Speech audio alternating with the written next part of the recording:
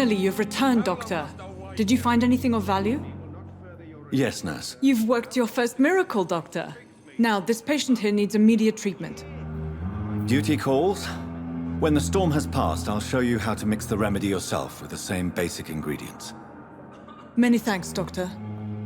When you've finished, you ought to report to Dr. Swansea in his office. He's been looking for you. Seemed pressing.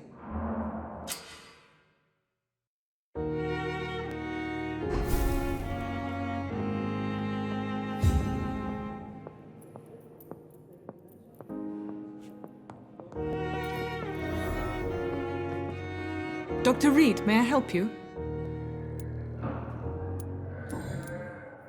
What can you tell me about the epidemic, Nurse Crane? I've been out of touch since I've come back to England. Everyday folk don't know how bad it is. The papers certainly won't tell them. Not as long as the war is raging on, anyway. News on the front stated that the Spanish flu was under control, at least in Britain. It seemed to be for a while, but that was only last summer. It returned with a vengeance just over a month ago. What can you tell me about our patients here at Pembroke? This hospital was founded to help the East End poor and needy. But since the war and the quarantine, we've had all manner of folk. Can you be more specific? Well, veterans, the elderly, dock workers. We even have a few mental patients. If there's space, we take them.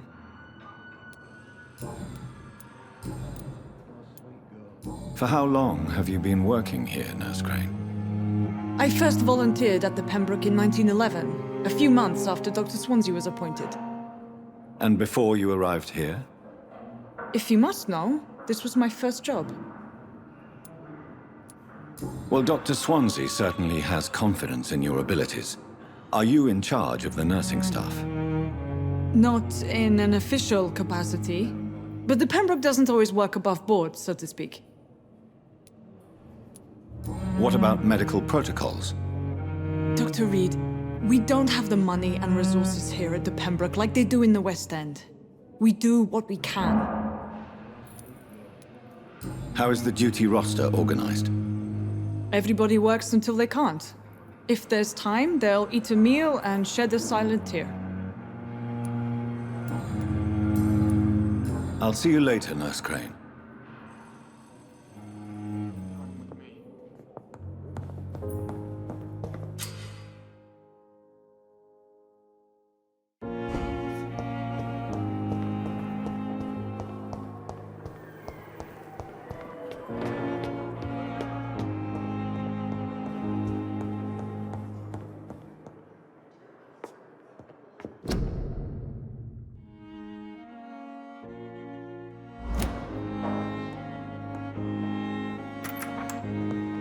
Please, Jonathan, come in. Fascinating, is it not? In the last decade, so many mysteries have been brought to light with our microscopes. The human body, biology's penultimate frontier. The more we explore its boundaries, the less we're able to trace a clear line between life and death. You, my friend, have a foot in both countries. The view must be vertiginous. It's at least as vertiginous as chatting about vampires with you, I would say. This must be all so new to you. This area of town, the hospital, a brand new life. How stimulating it must be. I wish I could share your enthusiasm, Dr. Swansea, but my condition defies scientific categorization. Undead? Unalive? Immortality defies logic. I cannot express my thrill at this serendipitous turn of events. The world's most eminent specialist in blood transfusions, a vampire. One might say a gift from heaven.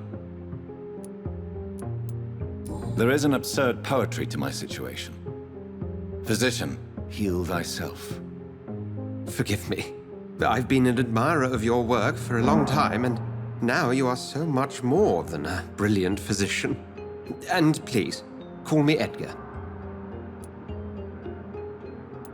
There is no need to apologize, Edgar.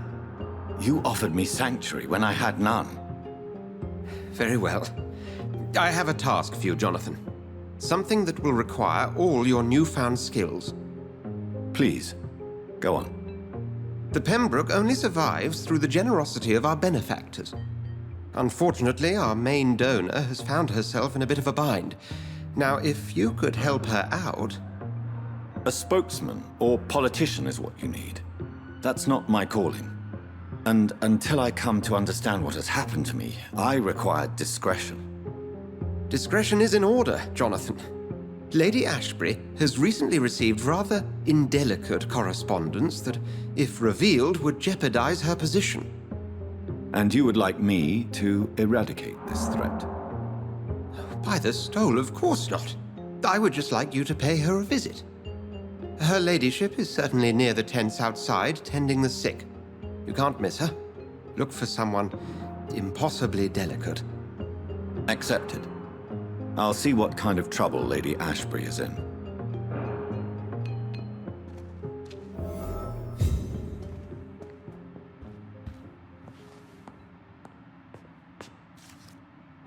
Do you need something, Jonathan? I have just a few questions. Then ask away. I'm at your service, Doctor. You mentioned something about a secret society. A brotherhood, if I recall.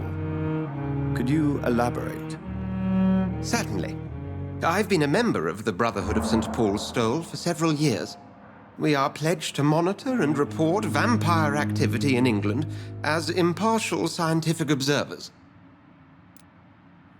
That explains your nightly wanderings about the docks and the questions you ask. I feel it wasn't mere coincidence that led us to that part of town. There was something as yet unseen that set those chain of events in motion. Yet you don't fear me. And still, you know the monster that lurks beneath the civilized surface. The Brotherhood has studied your kind for centuries. We believe you are as supernatural as a lion is to a gazelle. Since you seem quite the expert on vampires, what could you tell me about my condition and how it came about? As men of science, our first step is always to start with what we know. Forget the myths, the hackneyed scrawlings in the penny dreadfuls. They do not scratch the surface of the truth you now find yourself in. The sun. The morning following my transformation. Its rays burned me.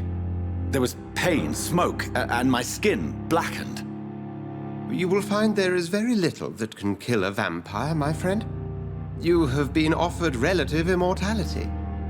The sun will most certainly hurt you, leaving you weakened and damaged, but it will not destroy you.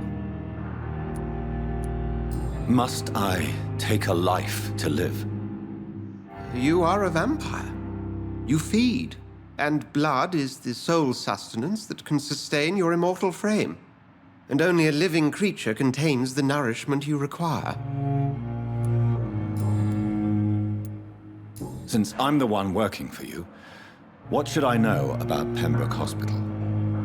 Well, for many years, we have been the only medical facility in this part of town that people can rely on.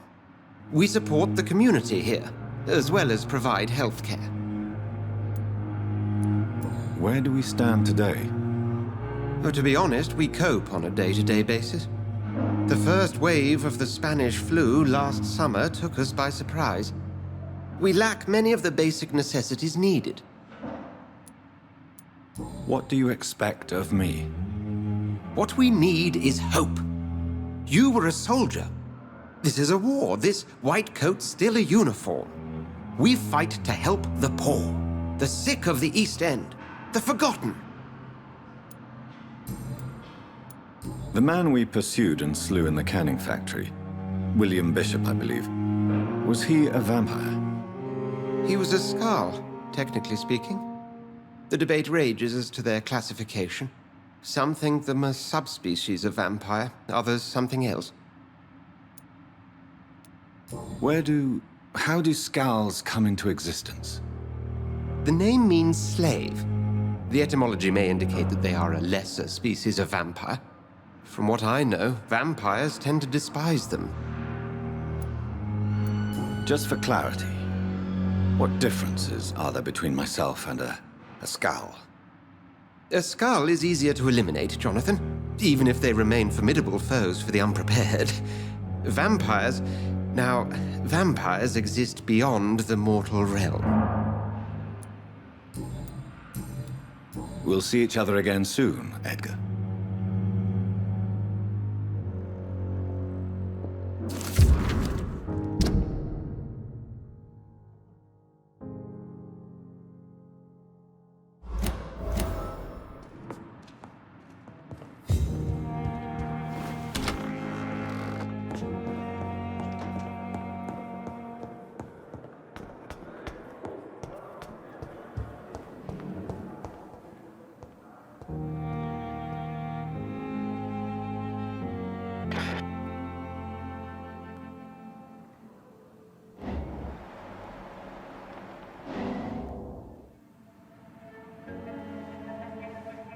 You don't mind if I search your pockets, do you, sir? You won't need any of these anyway. I'm not stealing from you, mister. I'm only redistributing your belongings to people who need them more than you. You see, no one has claimed your body, sir, so it would be such a shame to bury you with your valuables. I will not forget you, sir. And I thank you for your generous donation.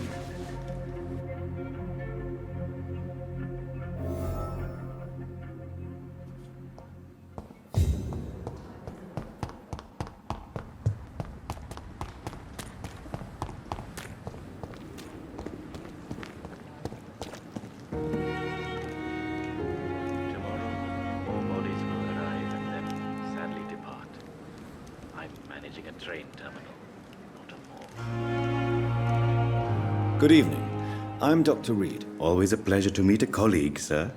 Especially when he was supposedly dead. A colleague? Are you a doctor too? Not anymore, sir. I used to be Dr. Rakesh Chadana. Now, I'm just Mr. Chadana, pawnbroker and humble guardian of this morgue. What do you mean, you used to be a doctor? Was your license revoked? No, sir. It is just that I like to be precise. I run a little pawn shop while taking care of the dead. But I used to be a real doctor. Do you need medical attention? Well, the proximity of the dead is not the most healthy company, even if the quiet can be appreciated. Don't take too many risks with your health, Mr. Chadana. None of us are immune to this disease. And that is a good thing. Death and disease is a constant reminder of our mortality. But you have my thanks, Dr. Reed. Are you afraid or uneasy being surrounded by so many corpses? Why should I? These bodies are empty vessels. Flesh left to decay. Poof. No soul anymore. All gone.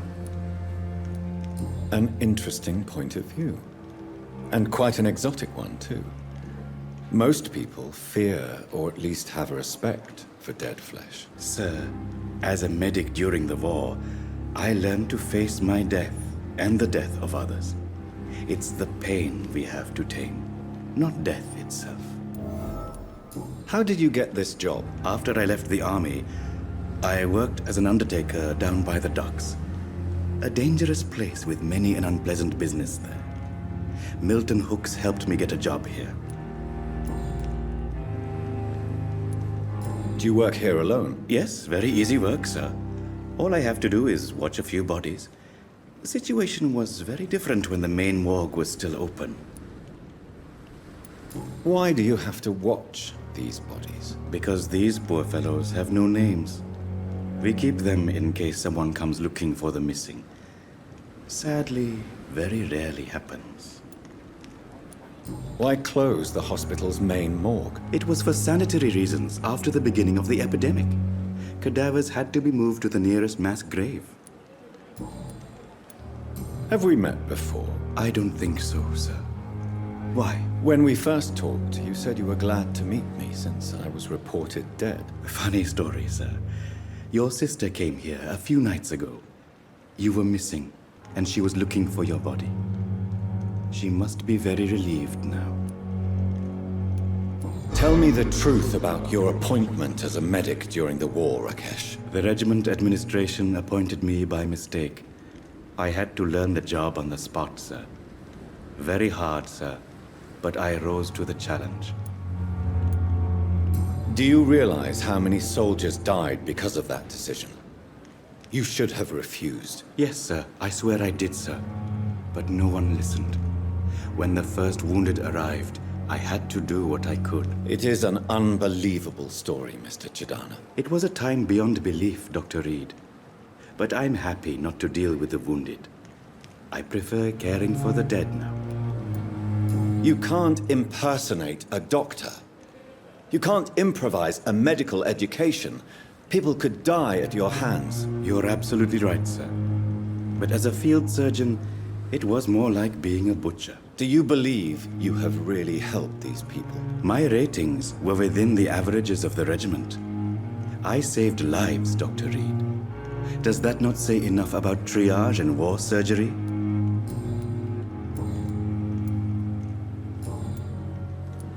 A pawnbroker? I expect you get all types of people here. Yes, sir. All kind of people. For I sell all kind of goods. Who comes here to trade with you? It's very unhygienic, even unsafe. Diseases can spread. For the customers, for the hospital. I'm very cautious, sir. I've been a doctor, remember? And all my clients are good people. In fact, I think I only know good people. What kind of goods? With the quarantine, it's not always easy to buy things. So I trade, I exchange.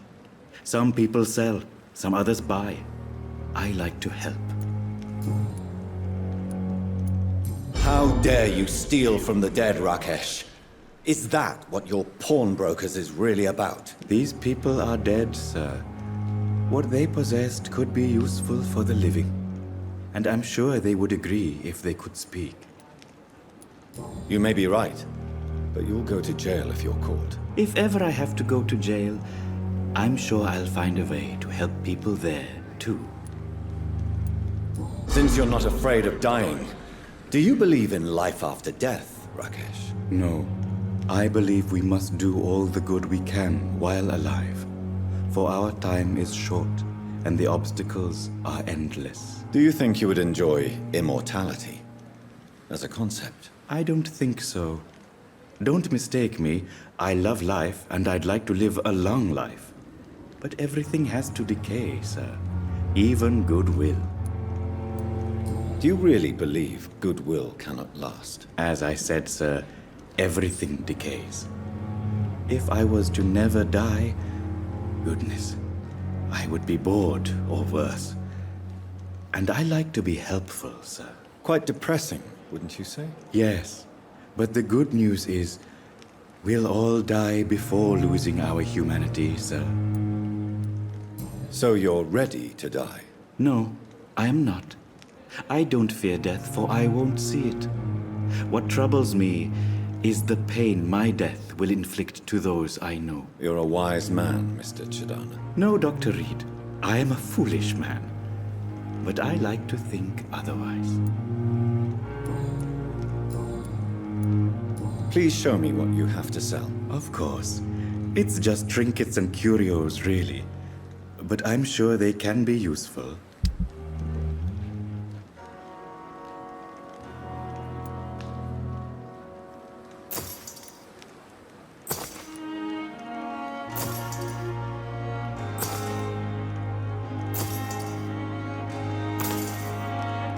Tomorrow, more bodies will arrive and then sadly depart. I'm managing a train terminal, not a morgue.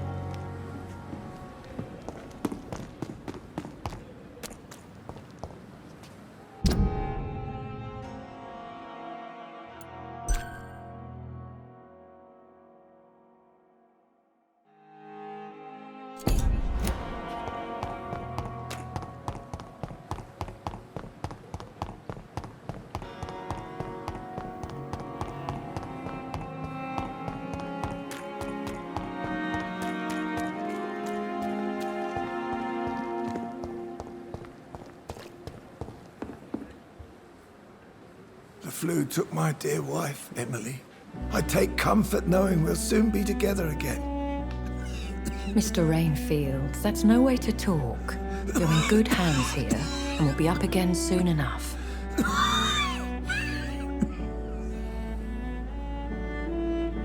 Now do me a kindness and get some sleep. I'll be back round later. Your words are kind, the blessings of an angel. You're the sweet, sweet Lady of Mercy.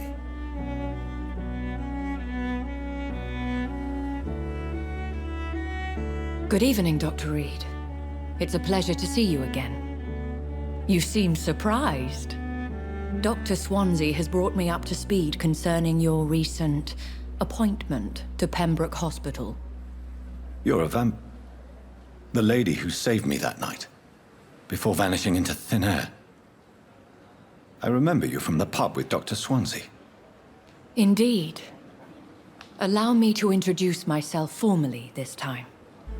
My name is Lady Ashbury.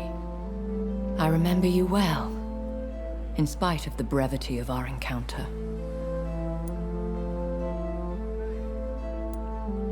Apologies. You've taken me by surprise. I'm very happy to see you. The pleasure is mine, Doctor. I hope you're more disposed to answer my questions now. You must have countless questions, but our rather urgent matter first. Swansea has explained. My cover, if you prefer, has been compromised. Have any of the patients given you trouble? These poor souls have so little left to live for. I do my best to ease their pain.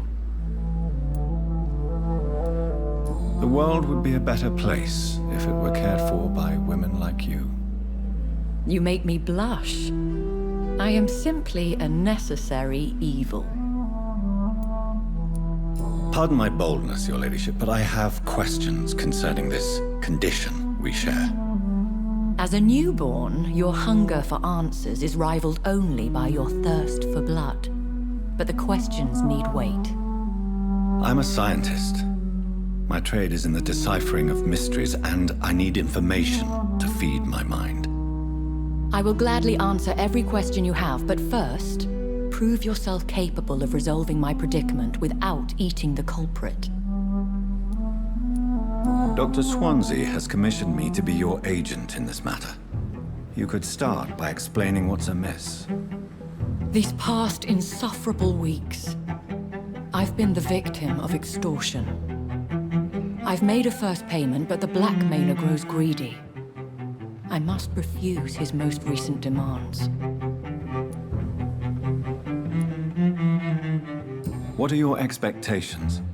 Please be precise. As the newly appointed surgeon of this hospital, you are in an excellent position to ask innocent questions and deftly learn the identity of my blackmailer. Who would be so foolish as to threaten you? A kindred spirit. Even if it were the case, and I highly doubt it, a vampire would have asked for something more valuable than money. My suspicions lean toward a patient or their family. If we're dealing with an ordinary criminal, surely you've the means to deal with it yourself, if I may. As immortal tradition doth dictate, all fangs and hypnotic eyes ablaze, the blood would run like a river. That's what I hope to avoid. Violence has a tendency to spiral out of control. Please continue. Every detail is essential. I'm your man. My embarrassment in this matter is eclipsed only by my shame at having put the hospital at risk. The threat from our anonymous scoundrel is clear. A list of dates.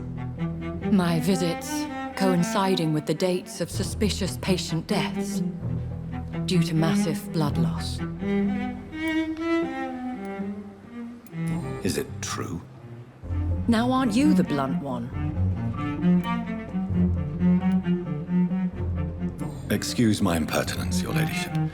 This is not an interrogation. I assure you that this line of questioning is in your best interest. In all honesty, I'm not simply a patron to the hospital. My visits serve a dual purpose. Dr. Swansea has been treating my condition with a revolutionary technique of blood transfusion. It seems you are a specialist in the domain. I'll take care of it. Do you know where I should start? If that was the case, I'd settle the matter myself. You could talk to our local gossip, Harriet Jones. Not a pin drops here without her hearing about it. I'll meet that woman now. My life, as others know, is in your hands, Dr. Reed.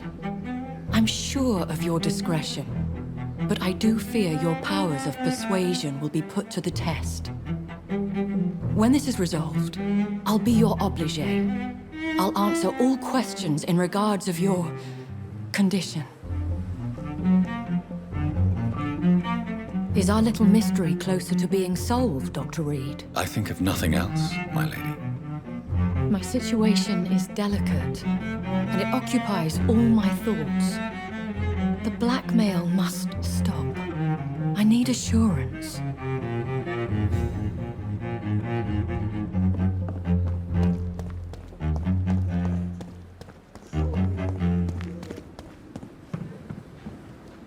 Good evening, Nurse Brannigan. Good evening, Doctor.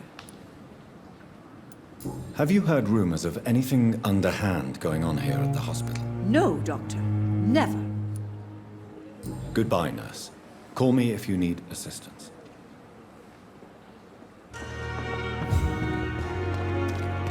It's safer here than anywhere else in the East End. Good evening, Milton. Good evening, Doctor. Still trying to save lives? Have you heard of any underhand dealings going on in this hospital? There are a lot of secrets round here. I'm not surprised someone tried to make money from them. What kind of secrets? I'm not in the gossip business, Dr. Reed. If you want to know more, you better talk to Harriet Jones. She's the oldest patient here. Goodbye, Milton.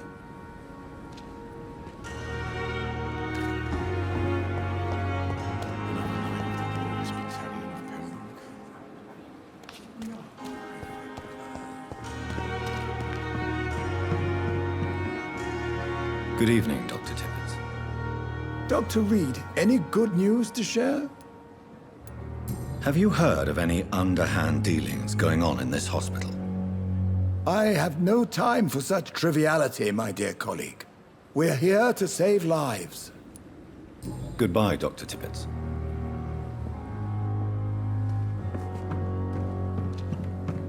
Perhaps I should have considered the offer from that Cadogan fellow.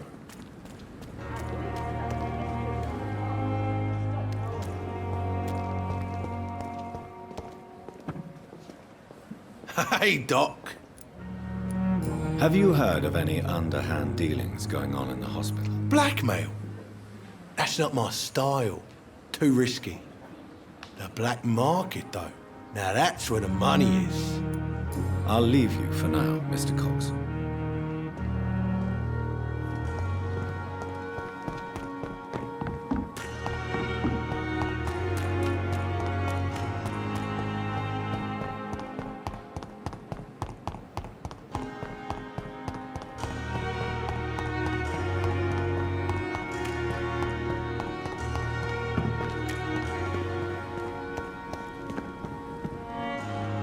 Good evening, Dr. Reed. Such a pleasure to see you again. Have you heard of someone blackmailing people in the hospital? Pardon me, sir, but I have no idea what you're talking about. Goodbye, Mr. Chidana.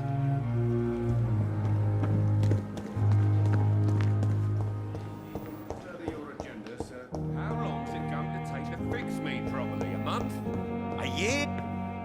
Good evening, Dr. Strickland. And good evening to you, Dr. Reed. Can I be of any help? Have you heard any talk of blackmail going on in the hospital? If you're running some official inquiry, you had better question the patients. They know more than the staff, especially old Miss Jones. Goodbye, Dr. Strickland.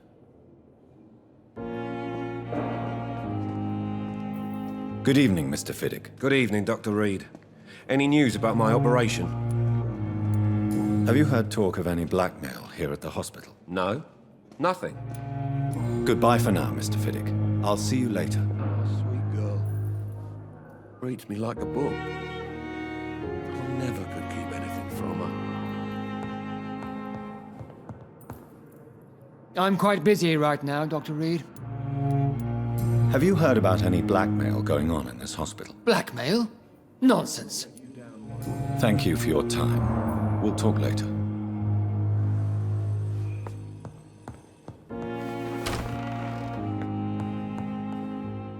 Good evening, Doctor. How is my son doing? Have you heard rumors of blackmail going on in this hospital? Dr. Reed, are you trying to take advantage of me? Of course not, Mrs. Goswick. I'm just curious. Well, go be curious somewhere else, please. Goodbye, Mrs. Goswick. Good evening, Mr. Goswick. How are you? I'm okay. Have you heard rumors about blackmail in this hospital? No. I have to go now, sir. But don't hesitate to contact me if you need any help. I'm all right. Don't waste your time with me. Treats me like a book. I never could keep anything from her. We may lack the resources, but we Dr. Reed, may I help you? Have you heard rumors about blackmail within the hospital? I don't have time to listen to all the idle gossip that floats in these halls, Doctor. Do you know if any of the hospital staff have had run-ins with the law? Doctor, you've hardly been here and you're already questioning the moral fortitude of the staff. I'll see you later, Nurse Crane.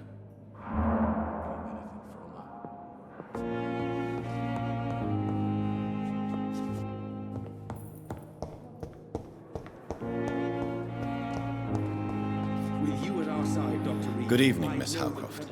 How are you tonight? I need blood, Doctor. Warm, rich, vibrant blood. Have you heard of any blackmailing going on within these walls? I have no time for mortal games. My secrets are beyond their comprehension, Dr. Reed. I'll leave you, Mistress of the Dark, to your nocturnal activities. Come now, we can handle this. Good evening, Nurse Hawkins. Good evening, Dr. Reed. Have you heard of any underhand dealings within the hospital? I don't have time for such nonsense, Doctor. I've work to do. Blackmail is a serious matter, Nurse Hawkins. Everything is serious around here, Dr. Reed. Starting with patients who need me. Are you certain? You seem nervous. If you have something in mind, just speak up, Doctor. Otherwise, stop breathing down my neck. Goodbye, Nurse Hawkins. Good evening, Mr. Elwood. Evening, Dr. Reed. Have you heard rumors of underhand dealings in the hospital? If you want to know what's going on here, you better talk to Miss Jones. She knows everything. Especially what she shouldn't. Goodbye for now, Mr. Elwood. Damn. The pain. Simpletons, these nurses. Bred with no respect.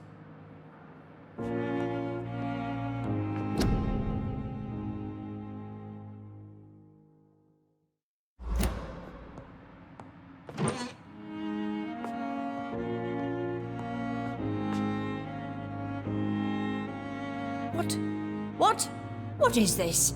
Who are you? Get out of my room. There's no need for alarm, madam. I'm Dr. Reed, the new surgeon. Preposterous. Dr. Reed, you say? I don't want some bumbling intern. Where's Dr. Swansea? Please, calm down, madam. I assure you that I am highly qualified. I'm just back from war duty. How brave. Threatening an old defenseless woman. You know how long I've been a patient here. You've picked the wrong fight. I'm Harriet Jones. Harriet Jones? Indeed. I've been meaning to have a chat with you. You know what goes on here better than any other patient, I gather. Oh, better than any patient, nurse or doctor. I've seen so many vile undertakings. I heard there have been some despicable goings-on. Was there a case of blackmail? Blackmail? Wait. You're investigating something. This isn't a social call. One of those incompetent cunts slit a poor sod's vein. If I didn't know better, Miss Jones, I'd be inclined to say you enjoy this type of idle gossip. God's honest truth, Doctor. It's just the way it is here. Most of these bitches would let you freeze to death before getting you a blanket. You seem to know more about the goings-on here than anyone else. Beware, Miss Jones, in case suspicion should fall on you. That's it. Blame the old and infirm. I see those little bitches' greedy little eyes. Just waiting for me to pop off they are. I assure you, madam, this is not an investigation into a possible medical error. Debauchery, then? Nurses Crane, Hawkins, Brannigans, whores, all of them. They can't keep their legs shut. I've seen them scratching slutty sores. Really? Well, if you have irrefutable proof, I'll not have the staff behaving in such a manner here. This is your business, Doctor, not mine. But I swear one of the nurses is cavorting with some man on hospital hours. Thank you for your time, Miss Jones. You've given me something to go on. See you on the next round. Miss Jones, greetings. How do we feel? Again? Waking a poor old woman in her sleep? There isn't a poor life needs saving somewhere? Now, I need to ask you a few simple questions. Well, if you really must. Have you noticed any suspicious comings or goings? It would be a great deal easier to make a list of things unsuspicious in this house of charlatans. Come now, Miss Jones. Surely it's not that bad. Have you no eyes? This hospital accepts all manner of souls, regardless of origin. The proper sick cannot heal. We're kept sickened by the refugees. Everyone here is very capable.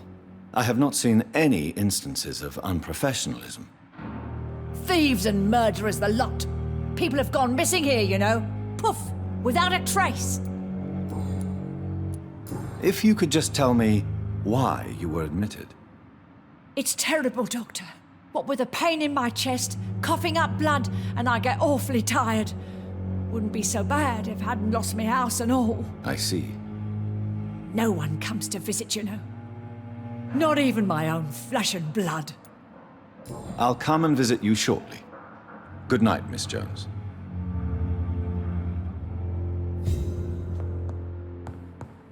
The patients and staff might know something. I'll start my investigation with them.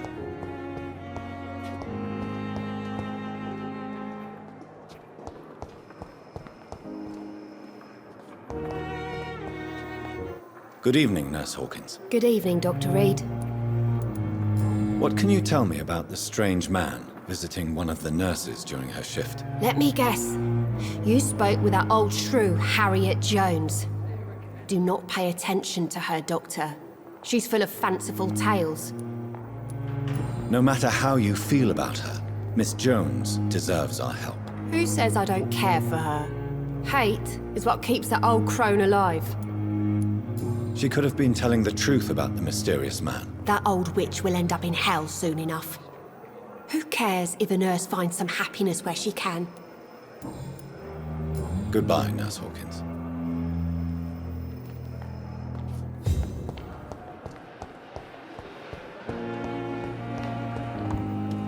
Safer here than anywhere else in the East End.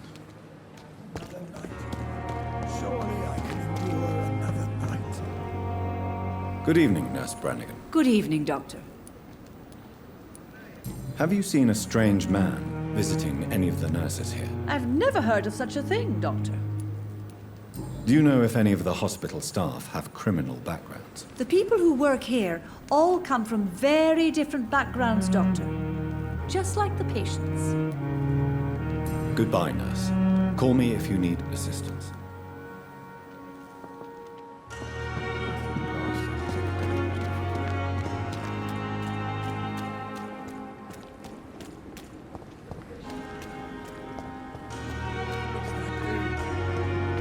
This isn't even my mate.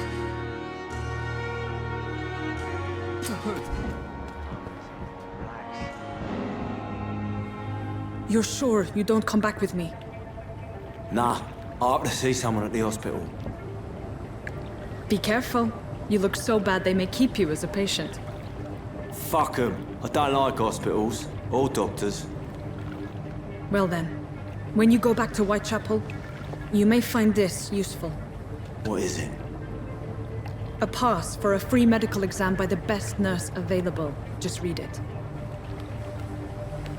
I don't read well, but thank you, I guess.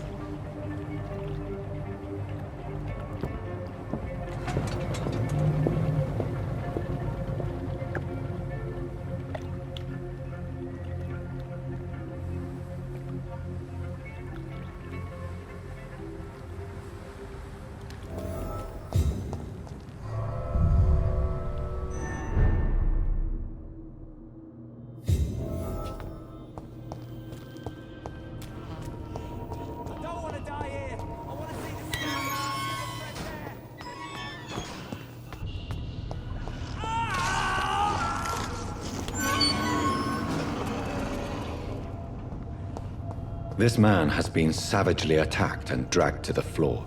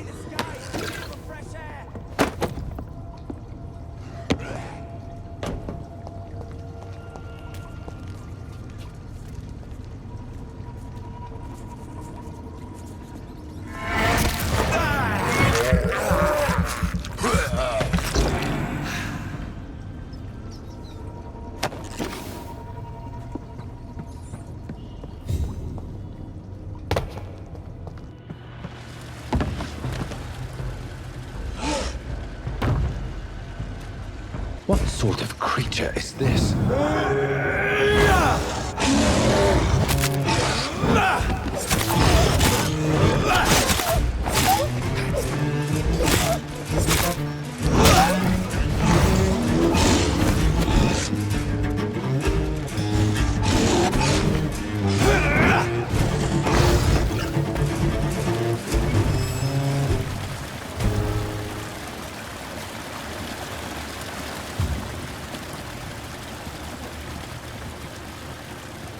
Here's what's left of him. Not a lot to check, but I should anyway.